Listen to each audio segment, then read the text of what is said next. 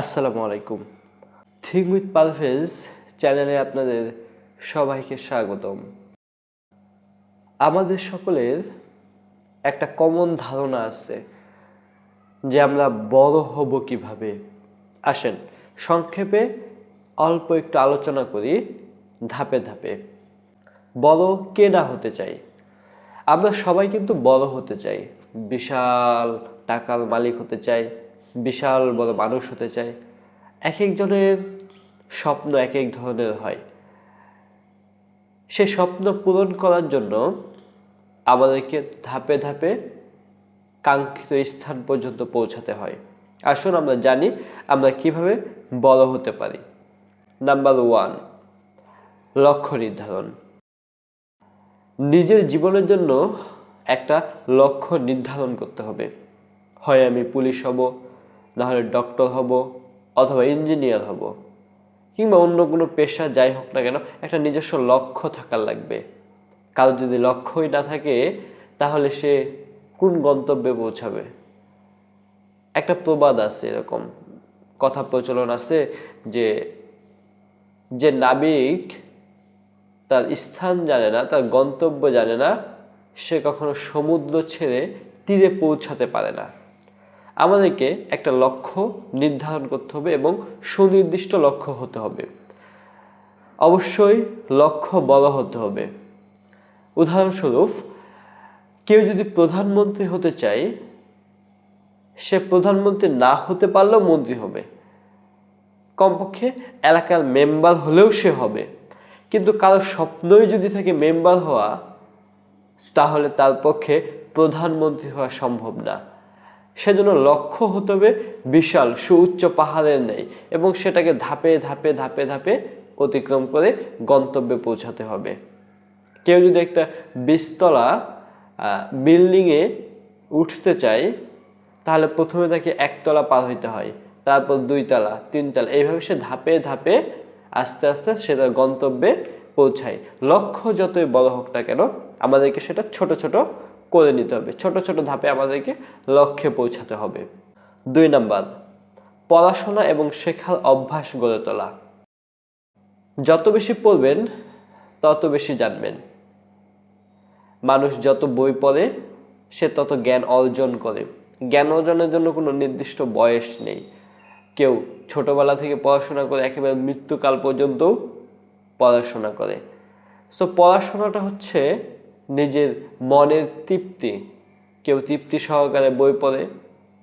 So যে বড় হতে চায় তাকে অনেক কিছু জানতে হয়, অনেক জ্ঞানের অধিকারী হতে হয়। এখন কেউ যদি বই না পড়ে তাহলে আসলে তার পক্ষে কিন্তু জ্ঞান অর্জন করা সম্ভব নয়। আর জ্ঞান অর্জন করা না সম্ভব হলে, তার ভিতরে যদি কোনো জ্ঞানই না থাকে, তাহলে তার পক্ষে গন্তব্যে পৌঁছানো অবশ্যই সহজ নয়। এখন আমরা জ্ঞান কোথা থেকে অর্জন করব?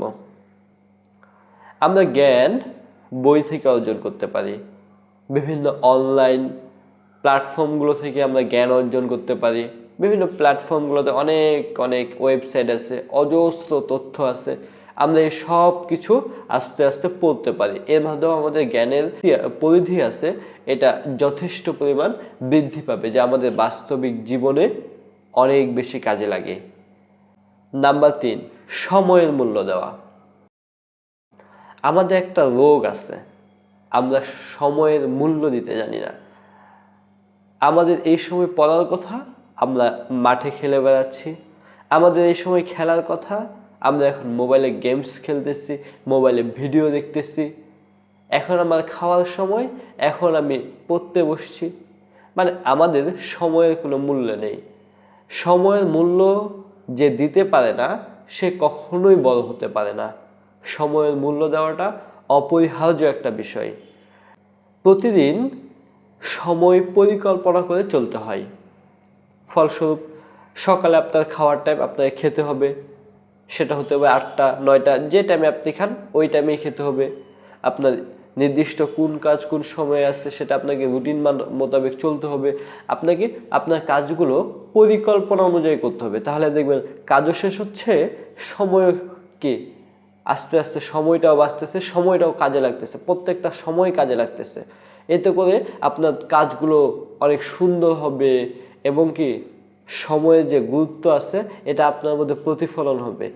আর যে ব্যক্তি সময়ের মূল্য দিতে জানে না তার পক্ষে আসলে বড় হওয়া সম্ভব না।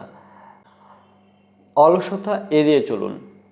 অলসতা মানুষকে ডাউন করে দেয়। অলসতা যার ভিতরে আছে সে আসলে কখনো বড়ই হতে পারে না।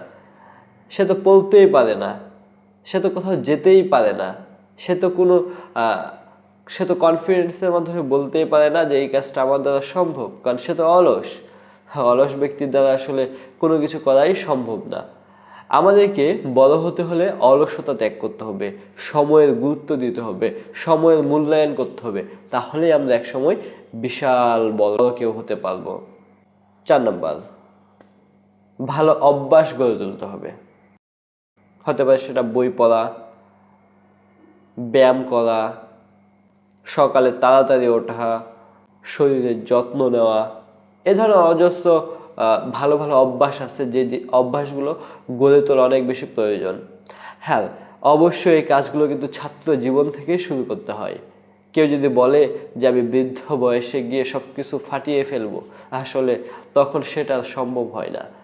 কেউ যদি তার ছোটবেলা থেকে এই অভ্যাসগুলো গড়ে ফেলার একটা দৃঢ় পরিকল্পনা হাতে নেয়, সে আস্তে আস্তে তার পরিকল্পনা মাফিক আগায়, তাহলে অবশ্যই সে তার লক্ষ্যে পৌঁছাতে পারবে। বড় হতে হলে আমাদেরকে এরকম অজস্র নিয়ম মানতে হবে, এরকম অজস্র নিয়মের ভিতর দিয়ে যেতে হবে, না হলে কেউ কখনো তার লক্ষ্যে পৌঁছাবে না। আমরা বড় হওয়ার জন্য আর কি কি করতে হবে নেক্সট ভিডিওতে জানবো। আপনার কোনো জানা থাকলে সেটা অবশ্যই কমেন্ট বক্সে জানাতে পারেন, আমরা সেটা নিয়ে আলোচনা করব ইনশাল্লাহ। সে পর্যন্ত সবাই ভালো থাকবেন, সুস্থ থাকবেন। আসসালামু আলাইকুম।